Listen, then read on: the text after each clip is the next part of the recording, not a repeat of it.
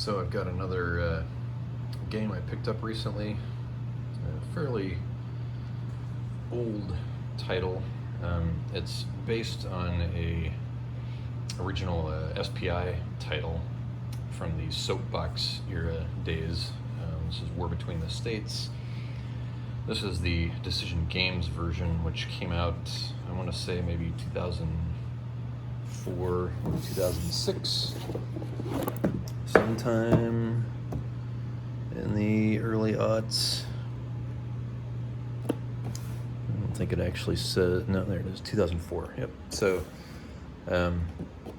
2004, so early aughts. It's in what I call the Monopoly box size. There's a whole series of Decision Games titles that have that. I've got a number of them. You may remember an unboxing video I did of Atlantic Wall. I don't think I've done videos for any of the others. In retrospect, I should have done one for Empires of the Middle Ages, because that was also an older title, and I tend to do unboxings of older titles as new releases, like Wellington's Victory or the new version of Imperium Romanum. Other people are already doing videos of unboxings of newer titles. I feel like the older titles, and I've said this before in many of these videos, that the older titles deserve to have an unboxing video, A, because nobody ever did those, because video wasn't a thing back in the early 80s, 70s and 80s and 90s, when a lot of these older games were released. But also because there's very few of these games left on Earth, of older games that are never going to be reprinted, that are still unpunched. And so I feel like it's kind of documenting a little bit of the history of the hobby to show unboxings of these unpunched older games. So I thought I would do this here. This game is, when it comes to strategic Civil War titles, this one is probably not at the top of anyone's list, and there may be some diehards that are huge fans of it. But for most people, the definitive strategic level Civil War game is the Victory Games, the Civil War, the Eric Lee Smith design. And I would agree with that. That certainly would be my number one choice for a strategic Civil War game. You've got some newer strategic Civil War titles, such as, most notably, For the People, which is the Mark Herman card-driven CDG game. And you've got then newer still, the Eric Lee Smith and Mark Simonich design, which is the U.S. Civil War, which is a more recent release from GMT, that kind of combines elements of the Victory Games Civil War title with Mark Herman's For the People design. So, and a lot of people are fans of that. That's sort of a modern successor, probably the most popular modern successor to the Victory Games Civil War title, which again, I still think hasn't been topped even by the recent Simonich design from GMT. So, and then there's another title that had been originally printed by Clash of Arms called The War for the Union. That one also probably similar to this one, not on anyone's list of top strategic level Civil War titles. It was recently reprinted by Compass Games. I have a copy and had set it up and sort of fiddled around with it, but got distracted by other things before I could really put it through the paces. But from my understanding, it is definitely more of a dated design, and it does not use anything that was considered groundbreaking, like this, the VG, the Victory Games Civil War title, that had its incredible Pulse initiative system. I believe the War for the Union is a traditional I go, you go, and you can move anybody with impunity, whereas in the Civil War, you needed initiative points and so forth, and it was all variable every phase and every impulse. So that prevented you from moving the stingier generals, because you wouldn't have enough initiative to get them moving. So I believe the War for the Union doesn't have that. Anyway, on back to War Between the States. So I've never played the SPI title. I do not own a copy of it. I picked up the Decision Games title just because it was cheaper than what it would cost to get probably an unpunched copy of the Soapbox edition of the SPI title. The SPI also produced it in flat packs. I don't like the flat packs because I can't put them on my shelves and show them off. Flat packs are just, black plastic flat trays that sit on their sides, and you can't tell what they are on your shelves. So the Soapboxes are kind of, in my opinion, the epitome of war game box design. So the old SPI Soapboxes are the very definition of shelf trophies, which, as war game collectors, we all have. So nonetheless, I did get a copy of the Decision Games version, which in classic Decision Games fashion is just a terrible piece of box design. That said, the graphics are terrible. I actually do like these large Monopoly boxes. It's just because they're so different than any other type of war game boxes. And one thing that DG's gotten better about, see how this bows out here, and the lid is a little bit convex or concave. I guess they're early aughts games, so the games from before 2010 or so were really prone, much cheaper material, were prone to this sort of bowing out and sinking in, especially because these are not stacked typically on their sides, they're stacked top, horizontally. So, weight on top is going to cause things to bow out. So, their newer games are much better. The boxes are much sturdier. I don't think it's going to have this bowing problem. But these games, this and Empires of the Middle Ages, both have this bad bowing in here. But you can see just the graphics are terrible. Even their logo back then sucked. Just generic looking. Now they've kind of co-opted the old SPI logo, and are using that for their Decision Games logo, which looks much better than this nonsense. But this image, this is a famous image, and I don't know if it's from a cyclorama or if it is a painting. Regardless, it's very blurry and poor resolution on the box cover here, as though, and I'm sure a high resolution scan of this artwork exists somewhere and could have been used. Instead it's like they took an image and zoomed in on it and blew it up, and you get this grainy, blurry looking image that just somebody just didn't give a crap and slapped a Civil War looking piece of artwork on there and threw a drop shadowed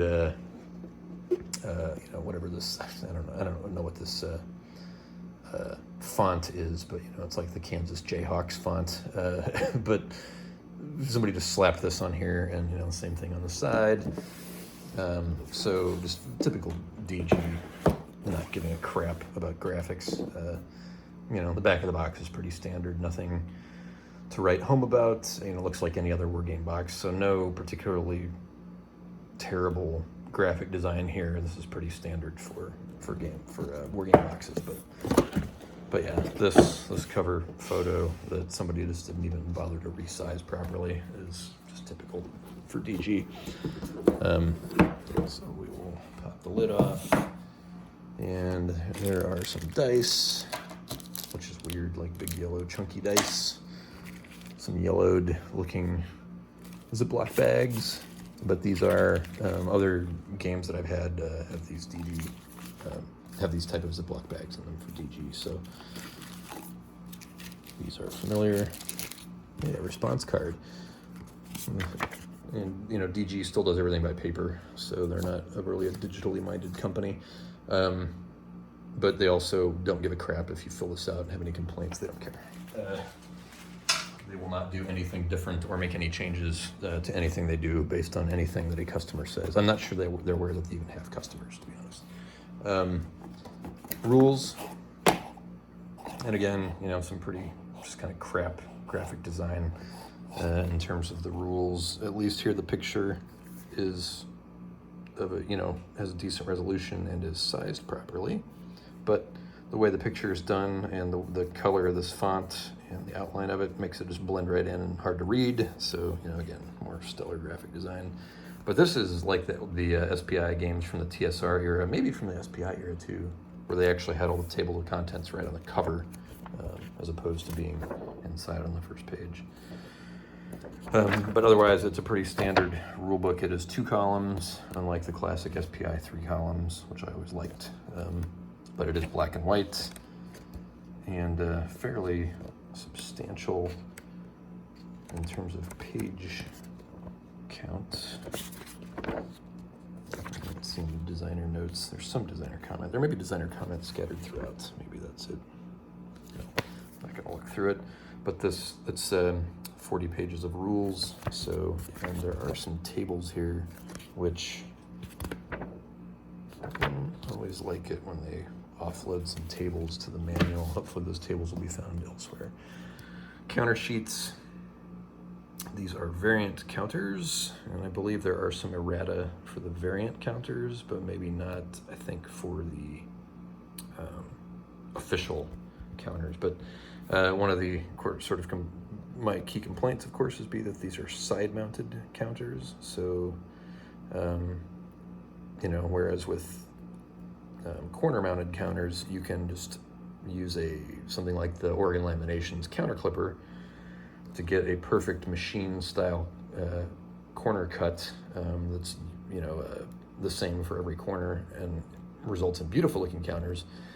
Whereas with side-mounted counters, there's no way to ever get these nibs off. You can wick them off with a rotary cutter, which is what I do, but you'll still see along the edge of the counter the white spot where the nib used to be. So there's just no way. Edge-mounted, side-mounted counters are just the devil's business as far as I'm concerned. There's no way to make them look good. You can make them look, you know, neat, but they will never look good. So here is the counters with all of the leaders, supply sources, etc. There's the Confederates, Army counters and so forth, supply counters, leader counters. And these are also all fairly bland in also typical DG style. And looks like there's not going to be, at least not for these, any sort of reduced sides. They're blank on the back. And then there are 4 more counter sheets that are all identical. So these are all strength markers. So just the Union in blue and the Confederate in sort of a horrible brown color, which is, I'm sure, supposed to look like butternut, but is more kind of orangey brown than the sort of tan color that butternut was. So so all these are the same, and these do have reduced strength sides on them. So the other drawback to the side-mounted counters, and they're also highly glossy. The other drawback to the side-mounted counters is they take forever for me to, because I have to use the rotary cutter, run it along all 4 sides, and sometimes I have to do it multiple times on a side in order to get the nib all the way off.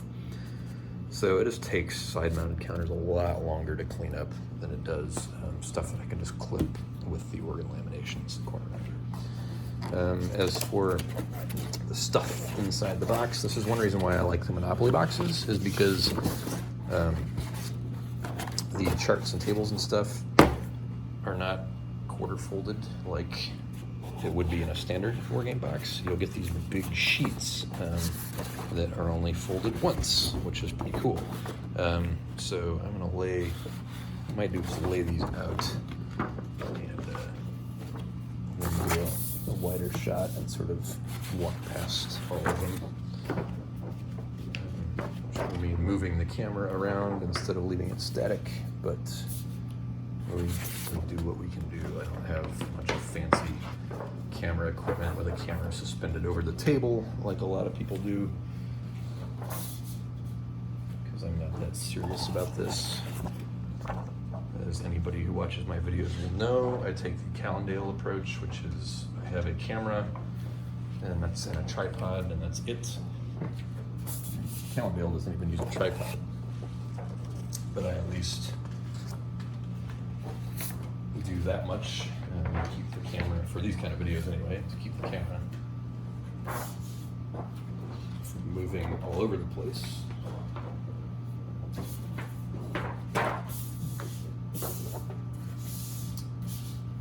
Now, one thing that says big war game to me is serious charts.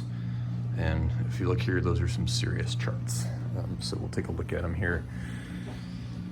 These are the production spirals, which is, I see this and I think of like World in Flames, which is, massive World War II global conflict. And a production spiral for a Civil War game seems kind of weird to me. It seems like, do we need this level of representation for Civil War related production?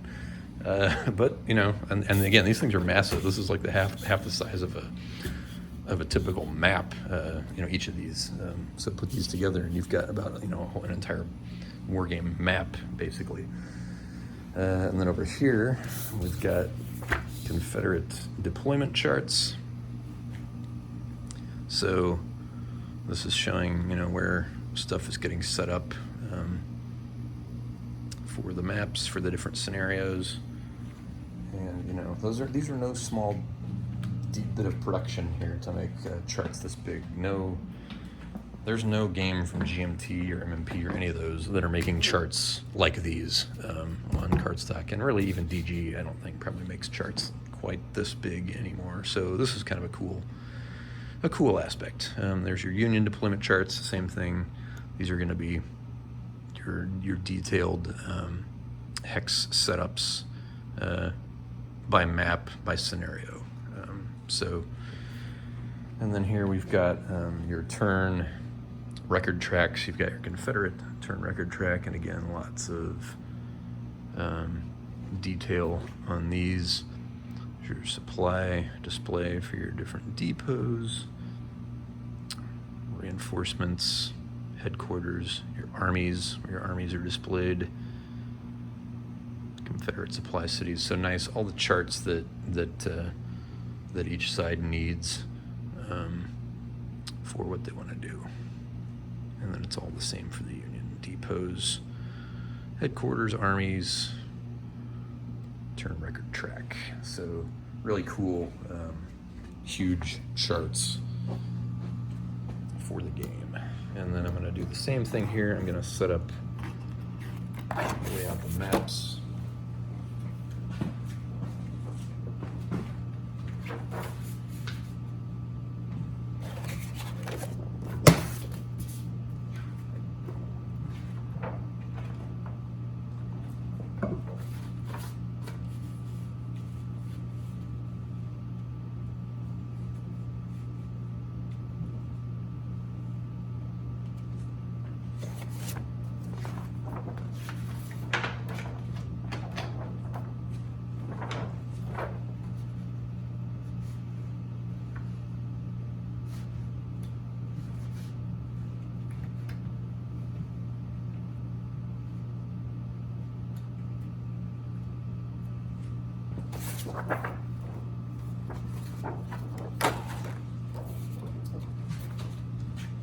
So for this, the map looks largely the same as the SPI title, to the point where even this is the font that the box cover used for the title in the old SPI game. So this really is, I think, just a reprint of the SPI map. It certainly looks like the SPI map era, that color. There may be, I don't know if the SPI map had red on it like this, so this looks like more than 3 colors, which would have been a little bit unusual for some of the SPI maps of the era, which were, but this sort of tan color and, with the green trees, is very reminiscent of SPI maps of the era. So it's 3 large maps. There's a fair bit of overlap in them, so there may be some that are used for certain scenarios, more overlap than is typical for a 3-map game. So, but yeah, it's not an unattractive map. The Decision Games maps are usually very bland, very uninteresting, evoke no period feel, or are clear to the point of boringness in a way that SPI maps never were. But this one looks pretty decent. It's not unlike the Victory Games Civil War map, and I think actually much more attractive than the Victory Games Civil War map. And then we've also got some large player aid cards. Again, with the Monopoly box, you can make the larger cards that are the size of the box with no fold in them, which again is pretty cool. I think another advantage of having the Monopoly box, but this has your combat, your CRT, and then on the other side, political events, naval stuff, forced march, attrition, supply, siege, etc. So that is everything in the box. Now you can see I put the maps, I laid the maps over all those charts, but I need almost double the table size that this is. And these are 4 of the IKEA tables pushed together here. And, you know, I've got more tables I can use over there, but, you know, I would need massive table space to lay all of this out. And the question you'll ultimately ask, well, is it worth it? Or would you just play the Victory Games one? Well, I intend to play this and see how it turns out, and see how it compares to the Victory Games one. You know, all of the, or not all, but most of the comments you read on someplace like Board Game Geek are going to say this is not as good. So we'll see. It does have its fans, and I am anxious to give it a try.